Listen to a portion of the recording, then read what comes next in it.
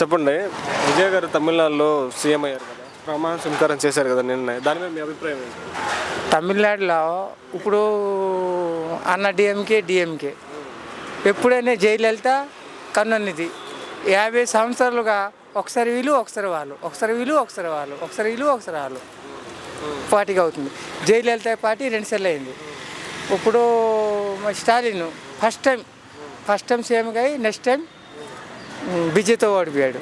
అప్పుడు వాళ్ళు గవర్నమెంట్గా వాళ్ళు పబ్లిక్ చూసారు, వీళ్ళే గొడవ పడుతున్నారు కదా, ఏంటంటారు కదా, ఒక రొట్టె గురించి 2 కుక్కలు దెబ్బలాడుకుంటే మధ్యన కోతి కొట్టుకెళ్ళిపోద్దని ఆ టైప్ అయిందనమాట అక్కడ.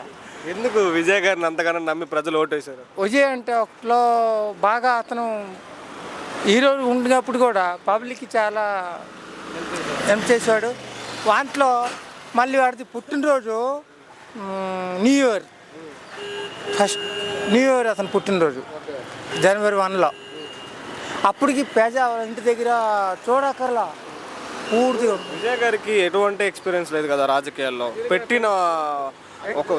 పోటీ చేసిన ఒక్కసారికే గెలిచారు కదా, ఎలా పరిపాలిస్తాడు ఏంటి అనేసి నమ్మకుండా ఎలా ఓట్లేశారంట? ఓట్లు అంటే అతనికి ఎక్స్పీరియన్స్గా అతను పార్టీ పెట్టినప్పుడు కూడా ముందు 2 సంవత్సరాల ముందు డిక్లేర్ చేశారు, నేను పార్టీ పెడతాను. ఇంకొక సినిమా రిలీజ్ అవుద్ది, కొత్త సినిమా అతను ఉంది ఒకటి. అది సినిమాలో కూడా ప్రమాణ స్వీకారం చేస్తున్నాడు, నేను ముఖ్యమంత్రి కానీ రిలీజ్ కాలే సినిమా అంత చూపిస్తున్నాడు, సెల్లో చూపిస్తున్నాడు. సినిమా వేరు రాజకీయం వేరు అంటున్నారు. కానీ కాకపోతే ఈ 2 కుక్కల గొడవలోట కోతి ఎప్పుడు రొట్టె తీసుకెళ్ళిపోయిందో అప్పుడు ఈ కోతే చూసుకుంటుంది ఈ రొట్టెకి ఎలా తినాలా, ఎలా పంచిపెట్టాలా. సో ఇప్పుడు ప్రజలంతా విజయ్ గారు మంచిగా పరిపాలన చేసి ప్రజల సమస్యలు బాగా పట్టించుకుంటారు. ఒక 6 నెలల సంవత్సరం వరకు చెప్పలేము, ఎందుకంటే అది కొత్త సీఎం కదా, ఎక్స్పీరియన్స్ లేదు. సినిమాలో ఎక్స్పీరియన్స్ లాగా రాజకీయంలో ఎక్స్పీరియన్స్ లేదు కదా. ఇది నుంచి ఎలాగొస్తుంది, అది నుంచి ఎలాగొస్తుంది, ఇలా పబ్లిక్ ఎలా తీసుకెళ్ళాలా అతను తేలదు.